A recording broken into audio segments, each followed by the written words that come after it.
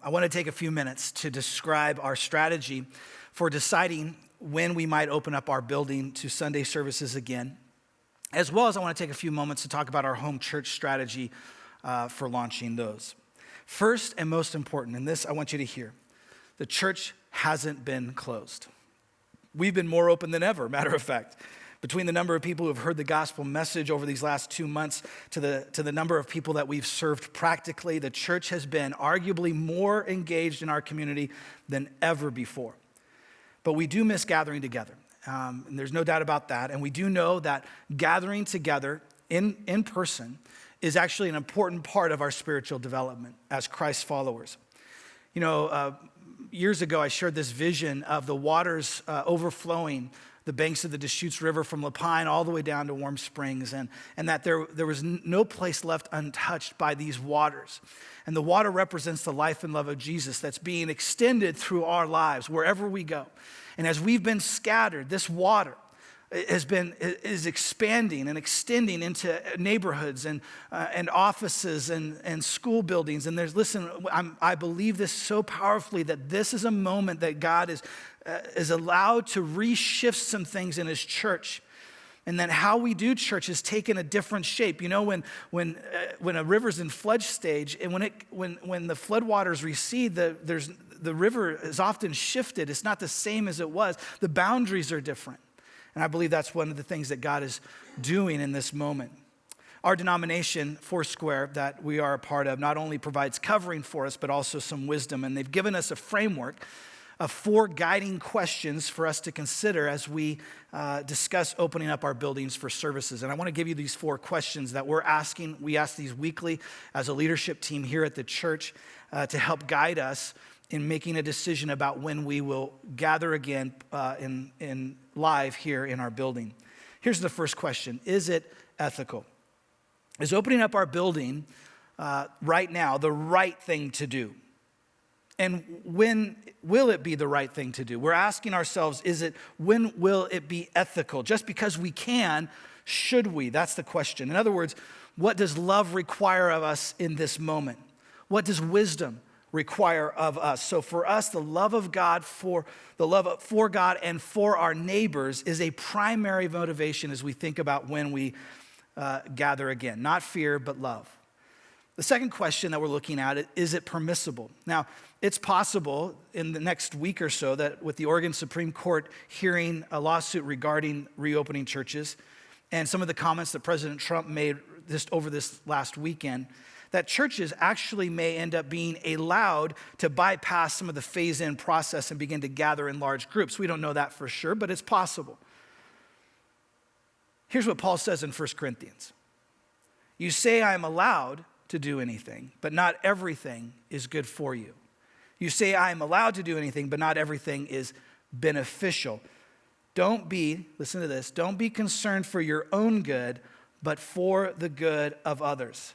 See, Paul limits his own rights for the sake of love. And this is important. There's more going on here than issues of religious freedom and constitutional rights.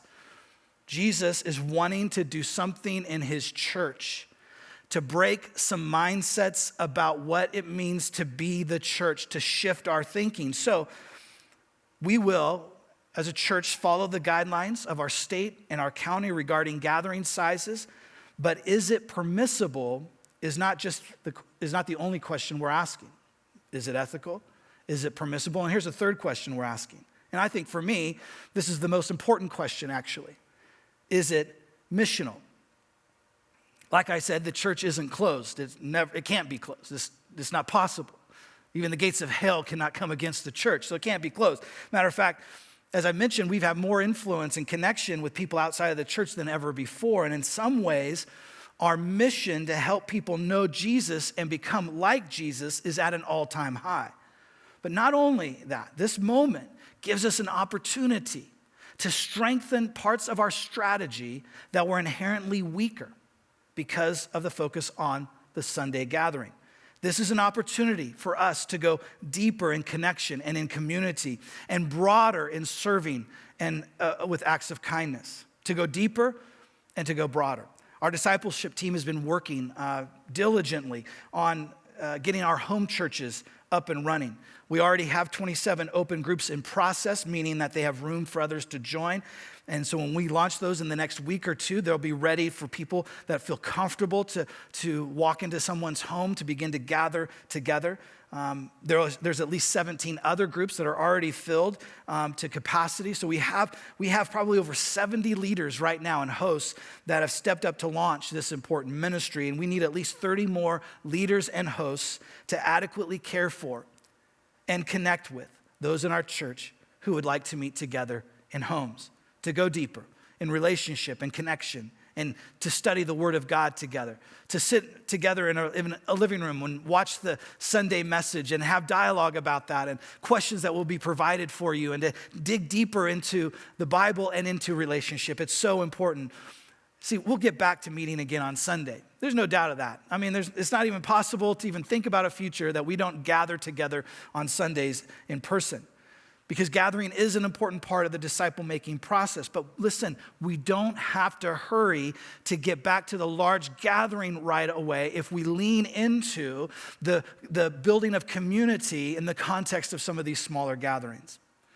I love what Kerry Newhoff, a guy that I follow, a Christian leader that I follow, one of his blogs recently from Outreach Magazine, he wrote this: "The biggest mistake most leaders will make is that in the emotional rush to get back into a facility, to see everyone again, to assemble their teams and get back to normal, they'll re-embrace a model of ministry designed to reach a world that no longer exists. You've learned so much, and your church has learned so much in this disruption so far, that to simply re-embrace what was will destroy what could be." He goes on. So what's the danger as you get ready to gather again, whenever that is? Simple.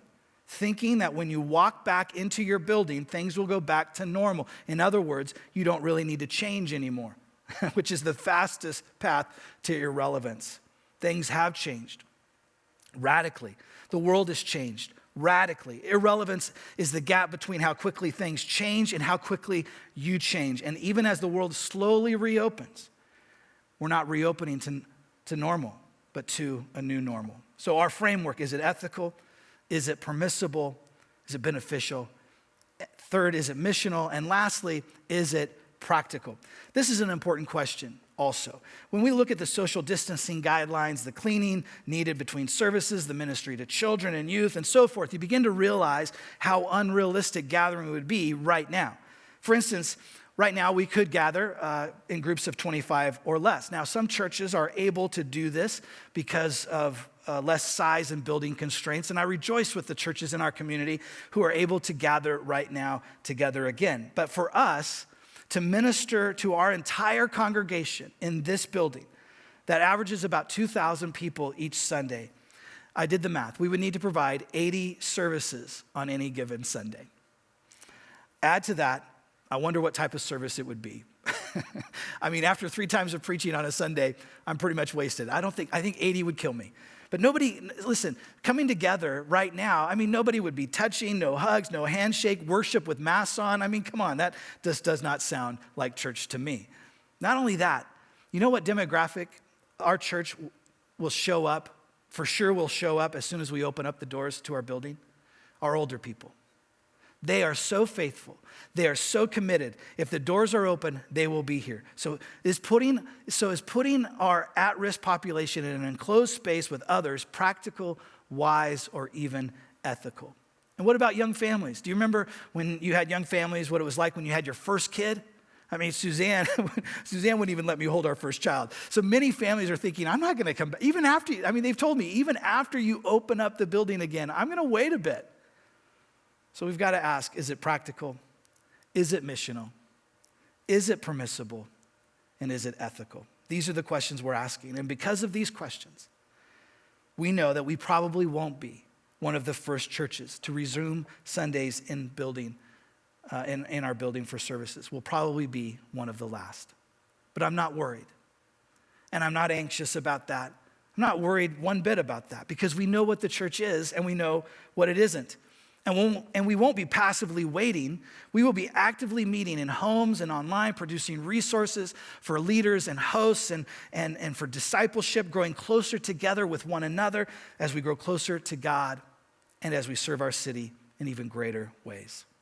God is opening up doors of relationships with our community like never before.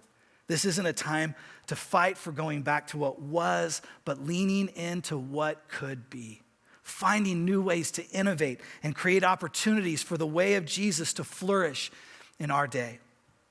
Let me finish by referencing some of the language that we used for the City Vision over a year ago. I believe it's applicable today. We desire to embody the way of Jesus, to love God and love people like a river overflowing its banks. We see the gospel of Jesus moving into our neighborhoods, transforming lives and communities. As we intentionally engage in proximity to our city, we will see the life and love of Jesus bring transformation to everyone everywhere across Central Oregon. The gospel is transformative, expansive, Jesus-centric, and for everyone everywhere. This gospel gives us a clear mandate to be present with people, to be by their side in their suffering and in their celebration, to meet needs and champion the lives of others. We are compelled to move outside our familiar and comfortable environments to be with and for others, always. We envision a world where the gospel is seen and not just heard, where the church has a reputation for abundantly and generously loving people everywhere, always. We see ourselves with a seat at the civic table, working side by side with leaders in our communities to address the greatest needs, and invited to this table because of the evidence of our love for others has given us a seat. The love of Jesus will become clear for many, some for the very first time, both by what we say and by what we do. As culture continues to drive people apart, we entrench ourselves firmly in the middle, showing people the love of Jesus and inviting them in to the family of God. I love you all, and thanks for your time. God bless you.